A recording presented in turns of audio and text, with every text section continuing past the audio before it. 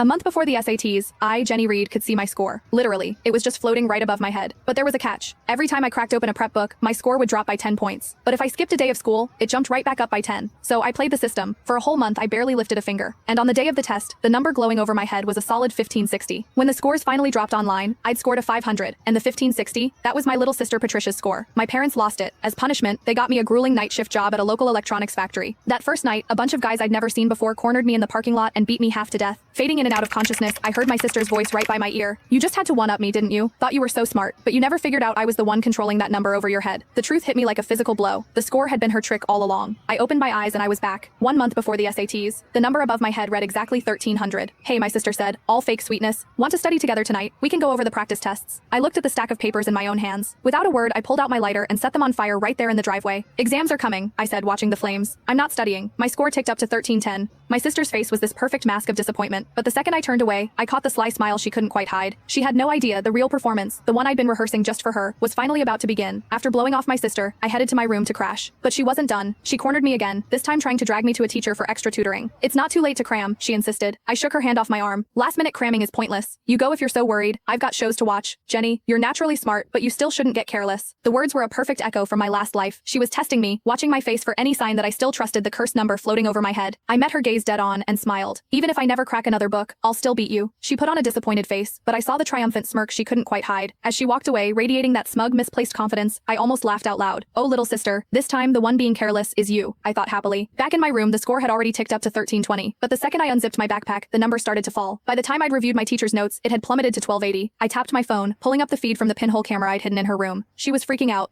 "Why is it dropping so fast?" I knew she was lying. She said she wasn't studying, but she's obviously grinding right now. "Why doesn't she believe the score?" A cold, unfamiliar voice answered her. "Why are you panicking? Once it drops below 1000, it'll detonate right on top of her. Studying is basically a death wish." My blood ran cold, but my sister looked thrilled. If she gets blown up, she deserves it. Who told her to start studying and mess with my head? Staring at the falling number, my mind raced. I had to find a way to fool this thing, and fast. I spent the next hour trying everything. No matter what I did, the moment I engaged with any study material, the score kept dropping. When it hit 1000, it flashed a violent warning red. Pure adrenaline shot through me. I slammed my books shut, grabbed my stuff, and booked it to an all-night bar downtown. I didn't breathe easy until I saw the number climb back to 1530 on the reflection in my phone. And right on cue, my sister noticed it too. On the surveillance feed, she looked unbearably smug. I knew that idiot would fall for it. She's probably out partying right now, thrilled that her score is going up from slacking off. She actually thinks she's going to score a 1530. That's my score. Watching her celebrate, I let out a cold laugh and killed the feed. She had no idea I just cracked the code on how to cheat the score over my head. The real game was about to start. I let the chalk clatter onto the floor, stretching out on the plush sofa in the bar's private room. I looked over the walls I'd covered in formulas and equations. That's what I'd really been doing all night, and the score floating above my head hadn't detected a thing. A waiter knocked, telling me my time was up. So, I made the call. "Hey sis, they won't